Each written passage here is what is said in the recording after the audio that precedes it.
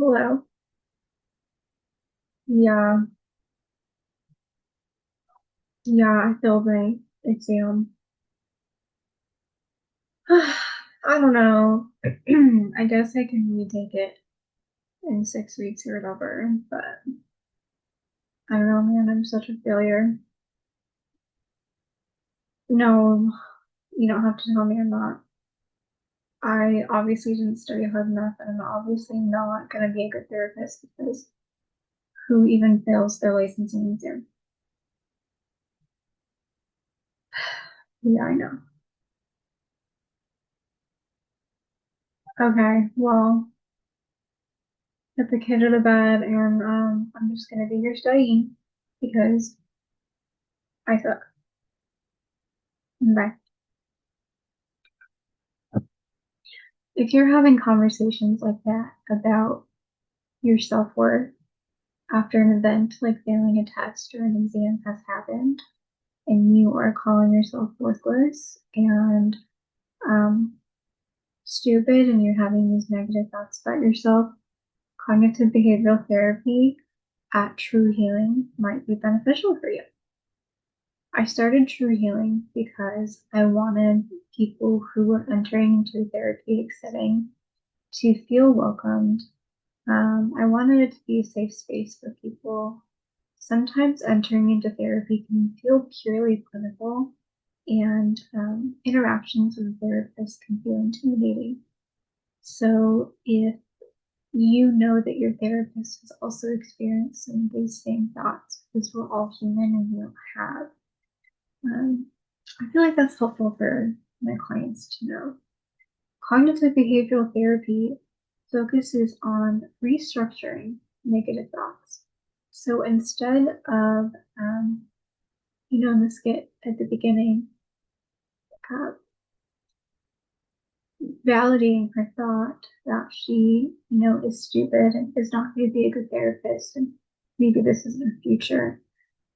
Instead of validating that, a cognitive behavioral therapist would encourage her to restructure her thought and say, it's okay that I didn't pass the test. I did what the best that I could to study. And now I have the opportunity to take it again with more knowledge than I did before. And that would be an example of restructuring. Um, Cognitive behavioral therapy often does role play exercises to confront fears, to figure out where the root of the fear is coming from. So, for example, if I'm afraid to interview for a job and I'm not quite sure why I keep slipping up in the interview process, I'll have my therapist will role play the interviewer, and I'll be the interviewee, I'll be myself, and she'll ask me questions, and then that's a safe space for me to kind of crumble and figure out where it is that my anxiety is about interviewing for a position. And another thing about cognitive behavioral therapy is that with goal setting, you want to follow a technique that is, I mean, it's good to set long-term goals, but to be able to set short-term goals so that you can see the pattern of progress for yourself um, is important. In a cognitive behavioral therapy session, often in introspection and journaling is recognized as a benefit to you. And that's something that we do partaking in session at True Healing. Often clients will come in and they'll have things to share that they've journaled. Homework is also a big part of our practice because you're not going to have your therapist with you 24/7. And it's important that you are equipped with the tools necessary to work out your own thought patterns in your own space in your own home. There have been studies, and let me double check here. One done in 2018, um, and it was a longitudinal study, and it was about the long-term effects of cognitive behavioral therapy on OCD. And cognitive behavioral therapy is effective for, has been proven effective for post-traumatic stress disorder, depression, anxiety, OCD, often things that people struggle with on a daily basis. This was over, they they tracked symptoms of obsessive compulsive disorder over a period of 12 months, and then from 2015 to 2018, with the applied technique of cognitive behavioral therapy, they found a significant decrease in obsessive compulsive symptoms. And then the second study that I was looking at was for PTSD in particular. Um, they also found a long-term um, benefits to continued um, cognitive behavioral therapy for PTSD. So things that people struggle with on a daily basis. Um, and that was over a period of, I believe it was 2012 to around 2019 was when the research articles published.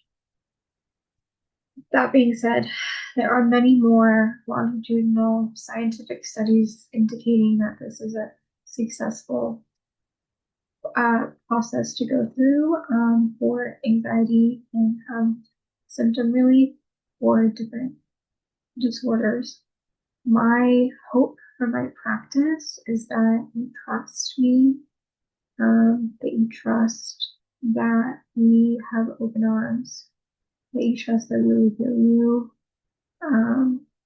I also am a Christian practitioner, so obviously you're welcome. If that's not your belief, that I personally, myself and my student therapists are Christian practitioners. I also lead on a faith-based um, basis, and we use the Bible to lead our clients in their decision making. And the Bible doesn't have any particular things to say about cognitive behavioral therapy, but it does have many things to say about seeking biblical counsel, and just being there for each other, leading with compassion. There's a passage in Colossians, there's a passage in, I think it's Luke.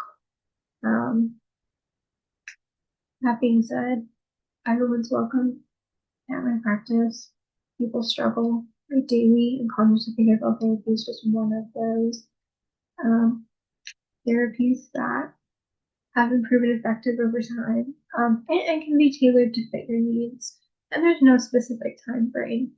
We don't expect that people will expect symptom relief in 4 to 6 sessions or 10 to 12 sessions. It's really based on the person and their scenario, but we are here along for the ride. So please reach out if you're interested in a consultation. I meet my clients personally, even if I don't service them, even if they're matched up with a student therapist. But um, I hope that you will consider my practice.